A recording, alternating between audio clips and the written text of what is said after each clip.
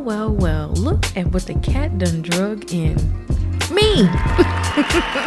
Welcome back to episode 15 of the Genuine Life Podcast. I am your host, Jennifer Nicole, and I am super excited to be back here with you. I cannot tell you enough thank yous because you all were super patient. I did receive a few kind of nasty DMs about where's my podcast episode, but I appreciate those. And those accountability, can't even talk. I'm so excited. Those texts that held me accountable for getting my podcast back up and running. And I just appreciate you all allowing me the time to, really spend with myself and get myself together and get settled and do all those beautiful things because, honestly, it's been a minute since we've connected and I've missed y'all. And you know what? Oddly enough, I feel like you're smiling as you're listening to this because you missed it too. That's just the feeling that I'm getting. And you know what? If you're not, fake it, because hopefully you'll be smiling by the end of this episode. I'm just out here trying to live my very best life, jump over a few life hurdles and try to look good doing it. That's it. But I have really missed you all and I can't say it enough. Thank you for just allowing me the time to, like I said, get settled and get back into podcasting. I've missed you. I've missed this podcast and I've missed sipping with you. And I hope that you all have been doing well, staying hydrated during this heat wave that we've all been getting, and holding on real tight to your peace, okay? Yeah. So let's go ahead. Let's kind of jump back into things. Let's grab our beverages because some things will never change. And now, for me, your friend here, I'm going to be sipping on water and eating some watermelon here and there in between takes because quarantine weight is real, okay? And it's no joke. And so I'm not going to sip anything right now other than water. And I started putting mint in my water. I used to do it before, kind of fell off. But mint is like everything to me in water. And so I kind of started doing that again. So yeah. And just a small disclaimer while I am recording this. Couple of things. As many of you know, I am in my apartment. It's not completely furnished, so it may have this echoey kind of vibe thing going on. Hopefully it doesn't. And then Puffy, I'm hoping he does not make an appearance. I think is asleep somewhere, but you may hear faint music in the background, like some jazz music I have playing off of YouTube because it keeps him calm, or at least that's what I believe. And so I turned it down as low as I could without it being super distracting. Hopefully it will keep him from hearing anything else and keep him from barking. But on the show, one thing that I will, I'm not going to overly edit anything. So if he does start acting crazy, then we'll just have to cross that bridge when we get there. So anyway, we do have a lot to catch up on. I don't have a real agenda. I just wanted to hop on this microphone and catch you up with everything that's been going on with me, share a few thoughts, give you some updates on upcoming episodes, and then we'll go from there. Okay?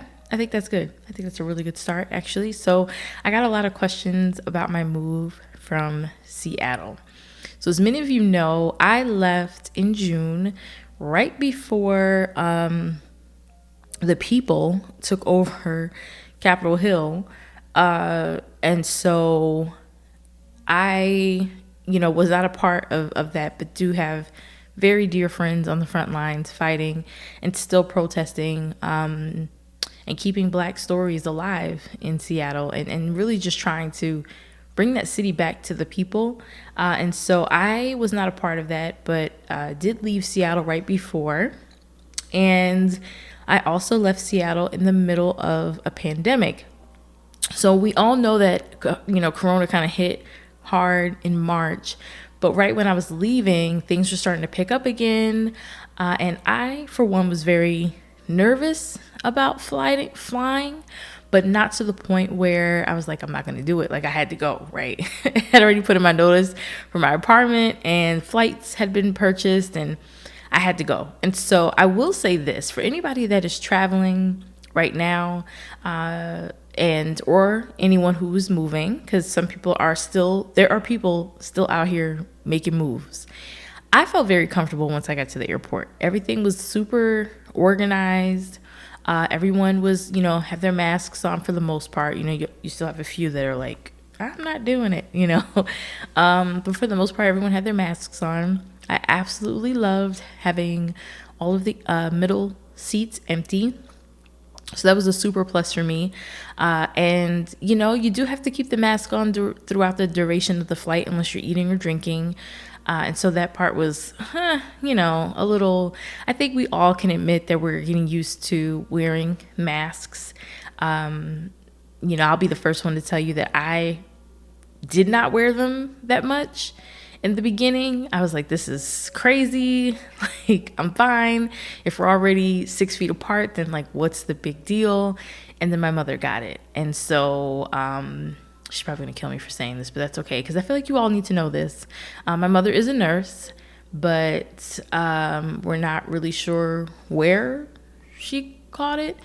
But she did have COVID. And, she's doing much, much, much, much better now. But she was not well when she had it. And so it's a real thing, and I know people are like, this is a hoax, this is a joke, it's the flu, whatever.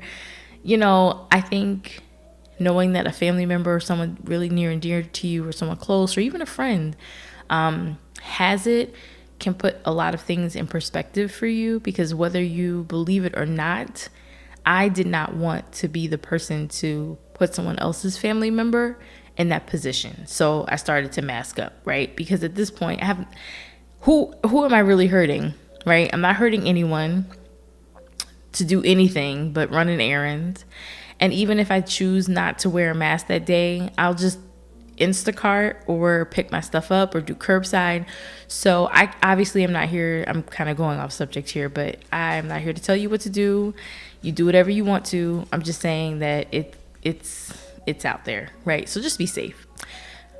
Okay, that's all. So back to my flight. So like I said, I felt super, super safe. And for many of you who did not know this, Puffy was actually too big to fit underneath the seat. And so this was the first time that I flew with him cargo. And I have to say, I was super, super impressed with Alaska Airlines. They did an incredible job with the pre-work that they sent me. So I knew everything that I needed to do to have him prepared. I knew everything that I needed to make sure I had him checked out. The crate that was approved by them, what they needed to see before they approved it. So I was able to do all of that, and they were really, really descriptive. So I didn't need to like call and verify. Everything was very clear.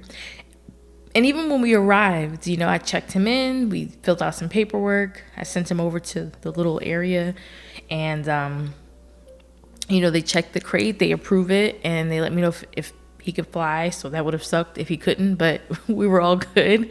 And he did an incredible job. The flight was about 5 hours and 20 minutes. And, when I picked him up at baggage claim, he was himself. Like, he didn't seem traumatized or anything like that. The only thing with Puffy, and this is like no one's fault, but he's not a crated dog at home. And so he's not used to using that little spout thing for water that usually you'll find in crates. And so there was one, but he didn't know how to drink out of it. And I had been trying to train him, leading up to our trip, but he's hard-headed and he didn't want to listen. And so he was super, super dehydrated, like very thirsty. He finished that whole bottle while we were waiting for me to get picked up from the airport. And so if I have to say anything, I know that you could put an actual bowl, but I just didn't want it like flopping around and then getting him and then he'd be soaking wet. But he like didn't use the bathroom in the crate, nothing. Like, it was just perfect. Okay, perfect. So I know that there have been horror stories about puppies and dogs flying cargo, but I'm just super grateful that that was not my story. My dog did an incredible job. So shout out to Alaska Airlines and the crew that worked that day, because I would totally fly with my dog cargo again in a heartbeat. That's just me. Okay. So when I got to Atlanta, I stayed with family for a little bit just to get myself up and running. And for many of you who did not know or were not aware, I chose to leave Seattle to move to Atlanta. And because of that decision, it's considered a voluntary move. So I had to fund my move. And so me staying with family was supposed to help kind of recoup funds, give me time to look for an apartment, and kind of not feel like rushed in a sense.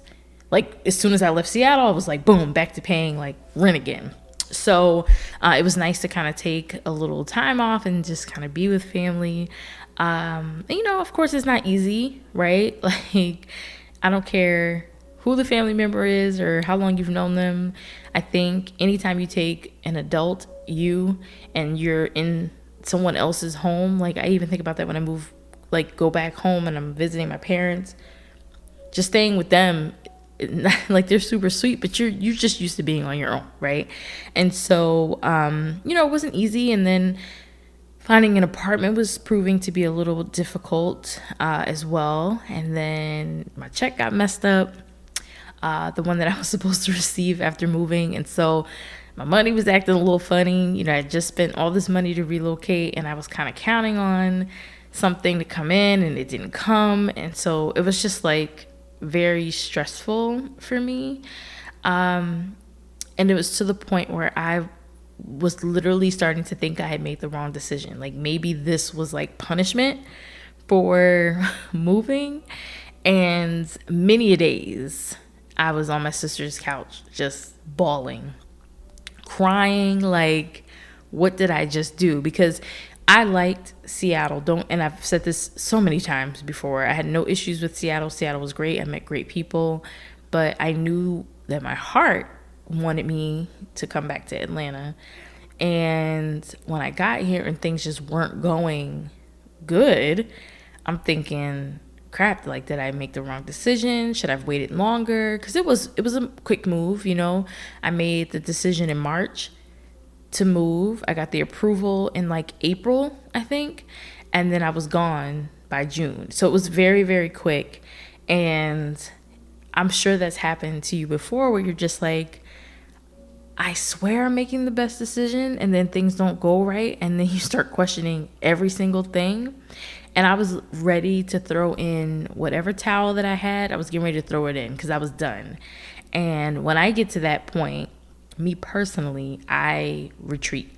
I get very quiet. I just need to get with my own thoughts, which can sometimes be dangerous, because I'm like, I am an overthinker.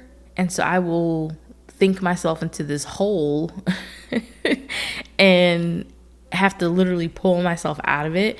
And, it just depends on how deep I've dug my hole. It could take me a day to get out of it. It could take me weeks. It could take months. And so I was very stressed out, to say the least. Like, I was over it. And that mixed with everything else that was going on, because you have to remember, by the time I got here, Ahmaud Arbery was really going. Then Rashad happened here. Breonna Taylor was picking up, and then everything else that's happened in between. Obviously, it's just like I was over it, and I just could not hop on this microphone at all to say anything to you, because I honestly didn't even know what I was going to say. And I think in those moments, I kind of walked away with like a few lessons. Of course I did. But for me, it's better sometimes to just take a minute and really understand the feelings that I'm feeling, and understanding how to communicate those clearly to others, because I take my podcast very seriously, and I take the opportunity to be able to, and the gift, because I think it's a gift, the gift to encourage others, the gift to be able to speak to people in a way where they understand that I want them to feel loved, cared for, and included, and that they can walk away feeling that way in a genuine manner. And so if I hop on here and I just don't have anything good to say, then I feel like I'm doing you all a disservice if I'm just like, yeah, so life sucks right now. But then I started thinking that is exactly when I should have picked up this microphone, right? Because I love doing this and I love hearing your feedback. I love hearing your encouragement. And I think if I had hopped on here and said, like life is not great right now, it's not good, but I still have hope, I still have this, I still have that, I think I could have kept someone who may have been feeling the same way encouraged, at the same time encouraging myself as well, because I would be doing something that I love and that I'm passionate about, So I wanted to say this to you. Remind you to keep going. Whatever it is that you're trying to do, whatever it is that you're interested in exploring, or something that you're currently doing that you love, do it when you want to, do it when you don't want to. And even if you have no idea what to say, do, or write, whatever it is that you love doing, use that as your outlet to escape reality. Because reality can get really, really tough sometimes, right? Like it can beat us down to the point where we're like, I don't want to do this anymore. And I'm not talking about life. I'm talking about the passionate things that we're truly, truly passionate about. If we let life beat us down, it will take away everything that we find joy in. And you don't want that to happen. Okay? So whatever it is that you love doing, use that as your outlet to escape. And life can be tough. But I am here to remind you that you are tougher. I always want to remind you that it's okay not to be okay. Okay? Because I'm telling you, straight up, I wasn't okay at all, period. And, if you're facing a lot at one time, it can be a whole lot to deal with. And so I want you to take time to work through it and unapologetically, right? Like I'm coming on here and I'm saying thank you for being patient, but I'm not apologizing for being away, right? Like I'm not going to apologize for not posting a podcast episode, because my mentality was, if people really like the show, if they really, really support it, when I come back and I'm feeling 100%, then they'll be there. And if they're not, then oh well. And I don't mean that in a mean way, but I had to put what I felt was best first. And I'm telling you that you have to do the same, whatever that looks like for you. It may not be a podcast, right? It could be, maybe you need to take a break from friends or family or a job, and I know that sounds crazy because we're in the middle of a pandemic, but if this pandemic hasn't taught you anything else, you have to come first. Your mental health, your emotional health, your physical health, financial health, all of that. Sit down and figure out what it is, because I refused to get on here and feel pressured to say just any old thing to you when I wasn't truly feeling it, So that's that. And I also wanted to say, because I wrote this down actually, I wanted to tell you to understand that everyone can't and may not have the capacity to help you, and you have to be okay with that. People won't help you like you would help them. And some folks don't have the capacity to help outside of their comfort zone. So you have to be okay with that. And that's why it's so important when you are helping, extending an ear to someone, or especially during times like this, because you don't really know what people are dealing with, right? So if you step up and say, hey girl, give me a call if you need anything. Or if you stop by and you say, oh, that's my best friend from school, I'm going to help him out. And then you can't really help them in the way that they need. On both sides, you cannot be upset. These are really, really tough times, guys. And that's what I'm trying to drill in. And I think it's super important that you honor whatever space people are in, wherever they are. And that's for you too, right? It goes both ways. So people have to honor the space that you're in, and you have to honor the space that they're in. But I will say this. After a few speed bumps in the road, I finally found the place of my dreams. And I mean that. And I, at this time, am not interested in becoming a homeowner. I don't think I've ever said that on the show before, but I'm not. I have goals, obviously, to own a home, but I want to own it in a certain way. Like I want to build my home from the ground up. I want it to look a certain way. I want it to be at a certain place. And right now, I just don't like worrying about anything. So I typically find apartments that have like everything, like the pool, the gym, like just everything, where all I got to do is move in and live here. And I was able to find that. And what's super cool about this particular apartment is it has everything that I wanted in an apartment that I felt like I was missing in Seattle. So I really kind of like that residential suburbia kind of feel. So I like to walk puffy kind of through like a neighborhood kind of vibe. And so it has that. It's actually not too far from where I used to live when I lived here. So that was such a relief not to have to learn a new area again, because I know people are like, well, you lived there before, you should be fine.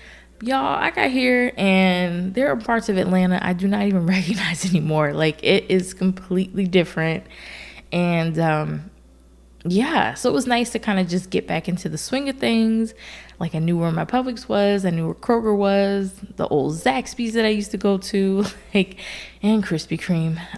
But everything is right there. I know where it is. So that was perfect as well. But what's really cool is that I am really loving the mess out of this place, and it is scheduled to grow even more. So I think right now it's got to be like maybe 300 or 400 apartments where I am, and then they're expanding to single family homes, townhomes, more restaurants, more retail space, and more apartments. And so it's just going to look absolutely nothing like what it looks like today. And it's really cool to kind of be, I don't want to use the word pioneer because I'm definitely not one of the first, but just to be here and watch the growth happen is going to be nice. So I'm excited about my place, and I'm not fully furnished, but I have everything that I need to make it feel like home. I have a couch, I have chairs and dishes and pots and pans and a bed. And if you've been to my apartment either in Seattle or even Austin, I would say I'm not like a junky decorator. I kind of like minimal, like a minimalist kind of vibe, but bohemian, like a boho chic kind of thing going on. So I really don't like a lot of stuff. Like, I like my counters clean for the most part. Just very plain dishes. And so I'm excited about what to do with this place because there's so much space, especially on my balcony. It's kind of like it's almost shaped like a U, to where I could totally have 2 seating areas out there. So I am just thrilled. And guys, one of my favorite purchases has to be my bed. Friends, I have always wanted a king-sized adjustable bed, and I finally bought one. And I have to tell you, it is absolutely amazing. I've had such an amazing sleep experience. If you follow me on Instagram, I actually showed like a little piece of it when the delivery people came, and then I showed when it was up and they put it together. I am just in love with this bed. I remember the first day I slept in it, I did not get out until almost 3:00 in the afternoon, and I'm not ashamed to say that. It was so comfortable, and I would highly suggest you go to Mattress Firm. That's where I purchased it. And I have to tell you, like, I never really paid attention to a mattress before. Like, I remember the very first like real mattress that I bought for myself wasn't until I got to Austin, because up until that time I had lived at home with my parents until I was like 20 something. So they bought all the furniture, and then when I got married and moved in, he bought all the furniture.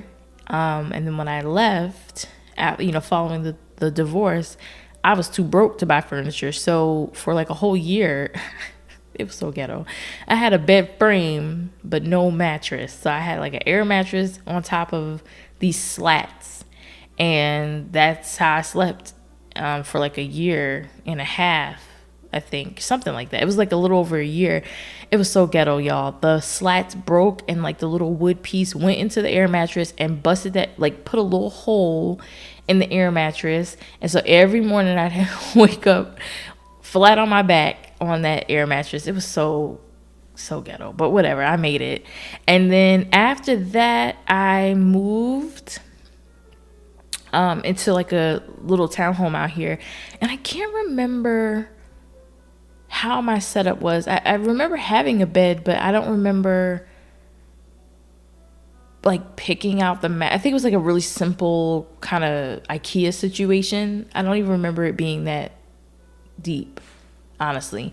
Anyway, I'm rambling. So after that, I moved to Texas, and that was the very first time that I had went to like Rooms to Go, picked out a bed frame, picked out a mattress, and I really loved the mattress. It was great, but I would just wake up sweating all the time. I was like, what? And I like it cold, so I couldn't understand like why I would wake up drenched every morning.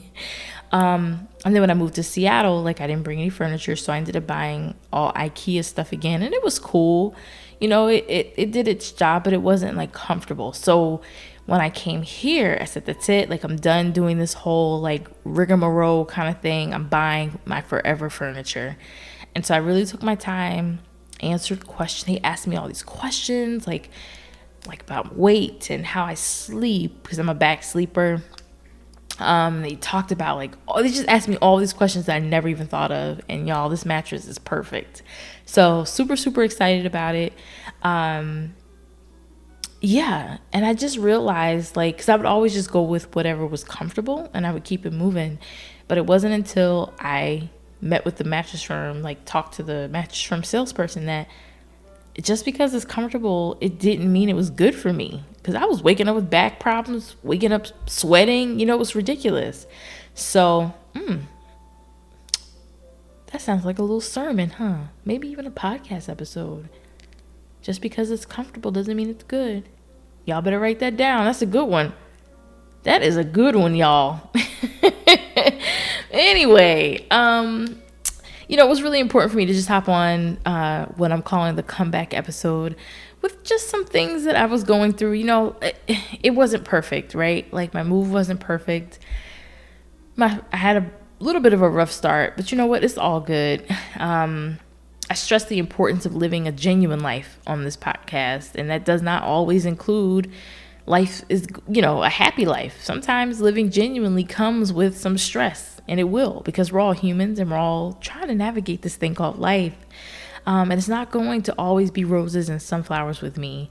And I'm just always committed to being completely honest and transparent with you in areas that I'm comfortable with, right? Because I'm not going to be out here telling y'all all my business. But I do want you to understand that it's not even just me, it's everyone. We hit these bumps in the road, but it's so, so, so, so important for you to hold your head high. Everything is not always going to be perfect. People will disappoint you along the way. Plans will go completely left. Your money might even start acting funny. Your boo may disappear. You might overeat. You may not eat enough. You might miss a meal. But you know what? You're going to make it.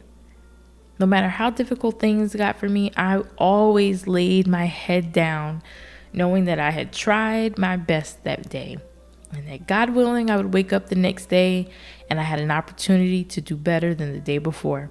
And my friends, you always have to hold on to your hope. Because once you lose hope, you lose your ability to dream big. And once you stop dreaming big, then you just lose it. Like, there's no hope. Without hope, you can't dream big. And that's what you got to do. You have to challenge yourself every day and dream bigger than you could ever imagine, because it is attainable. You can do it. You got to think big and you can't lose hope. Now, I would be remiss if I did not take a moment to acknowledge everything that is going on in our world right now. 2020 has dealt us some serious blows. We have this pandemic. We have death. Seems like every day we're seeing someone has passed away. There's family members that we know and friends that are passing away that we can't even be with because of the pandemic. There's racial tension, political chaos, unsolicited opinions across social media, on the phone, through text messages, and everything else that you could think of. And I'm encouraging you to be patient and honest with yourself and others. Really understand what your needs are and how to communicate them effectively. If someone asks you for help or your time, or if you don't have the capacity or the willingness to genuinely do it, then tell them. If you want to work out every day, or if you want to sit at a coffee shop every day eating croissants, and people watch. Do it. Don't let the person that works out make you feel bad for eating the croissants. You know? And people who want to eat their croissants, don't judge people who want to work out every day. It's really simple. Mind your business. That's what this is all about. You know? And this year and this season is teaching us all that self-care is really that. Really, truly all about you.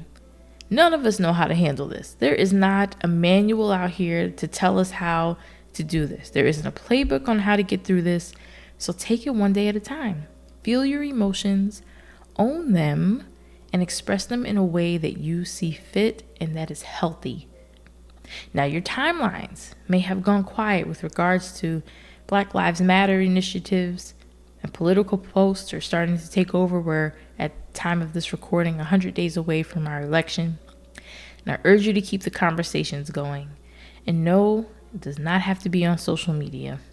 Whether you are a frontliner, whether you like to donate behind the scenes, or maybe you like to use your platform to educate, or maybe you just like to get with your friends and have deep, thought-provoking conversations. Do it. Now is not the time to be silent, and continue to stay on the front line. And the front line does not mean that you have to be out in the street if that's not who you are. Stay true to who you are, but do it in a way that still pushes the right agenda that you support. It's about correcting comments and statements made by ignorant friends and family members because it's the right thing to do, not for points on social media. I'm also well aware that these conversations can be uncomfortable for, those of you who may consider yourself an ally, and those trying to learn more but realize that your Black and brown friends have had to live in discomfort for years. And what many people are shocked to hear we've been going through, understand that this is everyday life for many of us. So continue to do your research, continue to talk, continue to ask questions, and be open, because at the end of the day, we're all human. All of us want to be loved. Every single one of us want to be respected. We want to feel safe.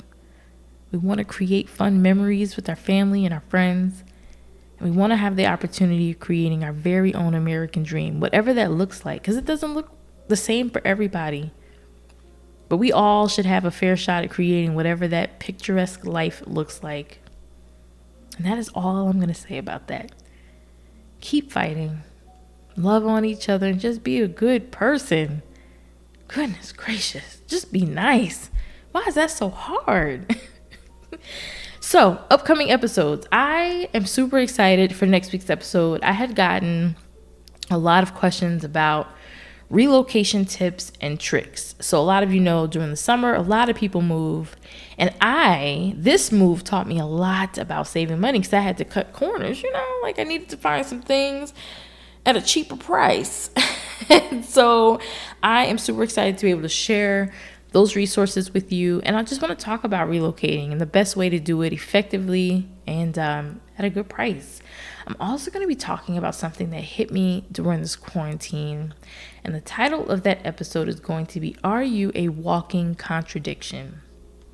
And I have been taking some notes and observing things on social media and observing people and just really kind of gathering some information that I want us to have a grown chat about. I want to talk about this because I think social media puts so much pressure on us to portray a certain life that may or may not be real. And then you come off of social media and it's almost like you're taking off a layer of yourself. And I want to talk about why, right? If you're a personal trainer and you're pushing kale and salads every day on your Instagram page, but then when you get home, your refrigerator's packed with popsicles and M&Ms, I would consider you a walking contradiction, right? And so kind of want to talk about that a little bit. And then I have not done a My Favorite Things episode, so that'll be coming up as well. I have a ton of new things that I have fallen completely in love with that you will be able to shop from my Amazon store and be able to grab your own too. So couple things I'm super, super excited about to share with you in upcoming episodes. But I have to tell you again, thank you so much for joining me on this episode, what I'm dubbing my welcome back episode. And I hope you all enjoy the rest of your week. I look forward to connecting with you again next Monday. Stay genuine. Love y'all. Bye. Thanks so much for tuning in today. Make sure you're following Jenn on Instagram at Genuine Life, and that's JENNUINE Life, to stay connected throughout the week. Don't forget to like, comment, and subscribe for more Genuine Life podcast episodes. Until then, join us back here on Monday for a new episode. As always, beauties, remember to be kind to yourself, be kind to others, and be genuine.